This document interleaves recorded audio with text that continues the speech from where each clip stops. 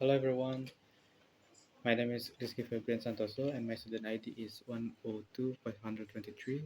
Today I'm going to present a topic that fundamental to everything we do on our computer, software and operating system. So let's get started.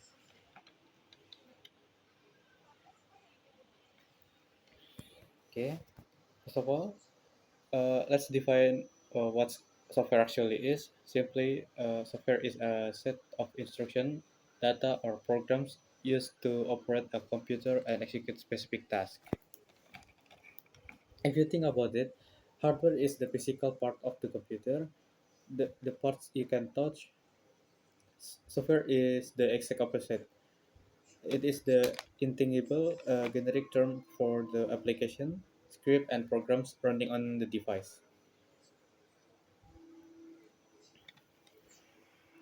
A good way to remember this is the thing of hardware is as the body of the computer and the software as the brain of the variable or the variable part that tells the body what to do. On the next slide is type of software based on distribution.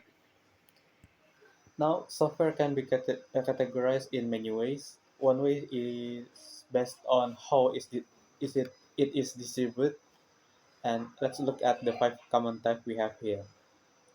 First, we have firmware. This is software that can only be read and not be not and we cannot modify it. Users are unable to change it even if there are problems with its functionality.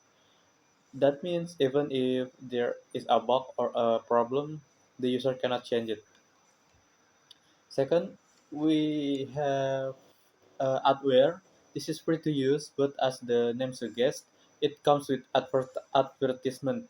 The ads are the compensation for letting you use it for free. Third, we have open source. This is software where the source code is open to the public and users can modify, improve, and distribute it. It is actually easily free and developed under something called the General Public License or GPL. And fourth, we have malware. This is the bad guy, and it is a software specially designed to damage our devices, like virus that can harm your computer or network. And the last one is shareware. This software you can use it for free, but only for a limited time or with limited feature. It's basically a demo to encourage you to buy the full version. You must pay out money on it. And the next slide is we have what is an operating system. The second part of my presentation, the operating system or OS. An operating system is collection of software that act as a bridge between you and the computer hardware. It manages all the hardware resources like memory, GPU, oh my god, CPU, input-output devices, and file storage, so that application can run smoothly. Next slide is example of operating system. To give you a clearer picture, let's look at some example we have here. For operating system, the most common ones are Windows, Linux, Mac OS. These are the base program that start up when you turn on your PC or Mac. However, please don't confuse the OS with regular application. Uh, Application are the specific program you run on top of the operating system, such as Microsoft Office for typing, Adobe Photoshop for editing, or Discord for communicating. Okay.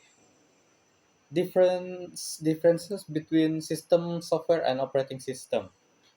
The next slide highlight a very common point of confusion: the difference between system software and operating system. While an OS is a type of system software, they have distinct differences. First, we have system software here.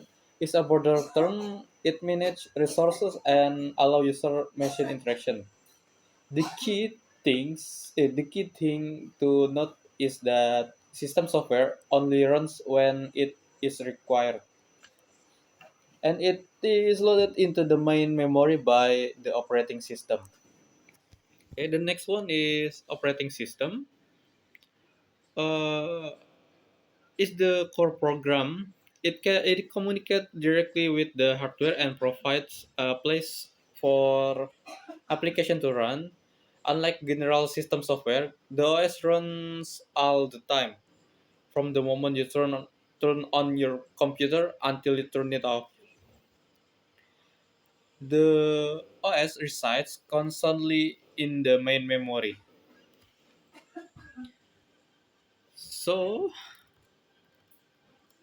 uh, the conclusion here is software is a collection of program and instruction used to operate a computer and perform a specific task. There are different types of software such as firmware, open source, adware, malware, and shareware. An operating system is an important part of system software that manage computer hardware and application. Example of operating system including Windows, Linux, and macOS. Software and operating system help users interact uh, with computer efficiently and make daily task easier. Okay, I think that's it for me. Thank you for your guys' attention. See you next time.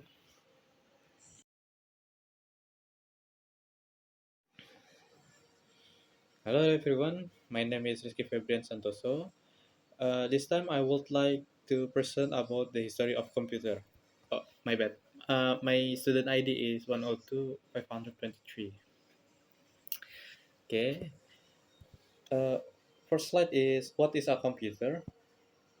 Computer is an electronic device that takes data as input, process it, and provide the result output. It performs computational and logical tasks quickly and accurately.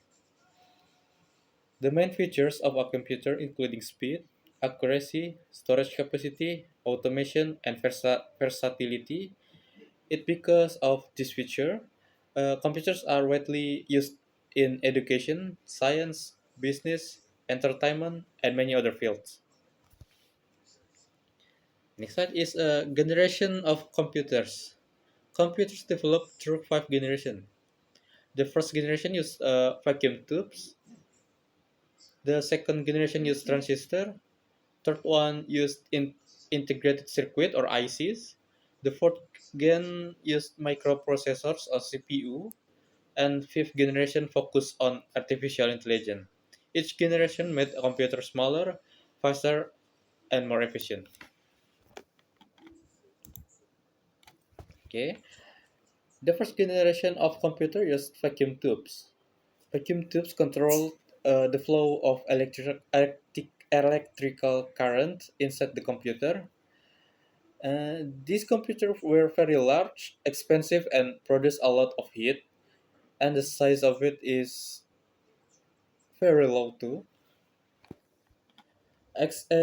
Example of first generation computer are ENIAC, UNIVAC, One, and ABC. The second generation of computer used transistor instead of vacuum tubes.